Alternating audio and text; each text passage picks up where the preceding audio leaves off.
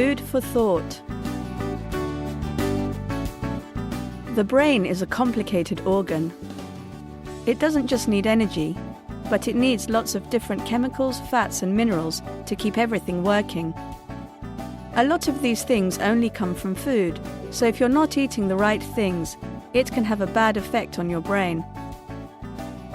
The brain works by sending electrical and chemical signals through special cells called neurons.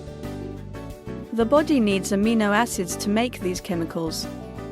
These are found in high-protein foods such as meat, fish, eggs, and dairy products. Vegetarians and vegans can get amino acids from beans, soya, and seeds. The cells of the brain are made up of fatty acids. Brain cells start to break down if we don't replace these fatty acids.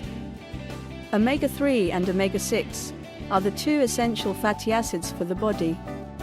Omega-3 mainly comes from fish, like mackerel and sardines, while omega-6 comes from livers and dark green vegetables.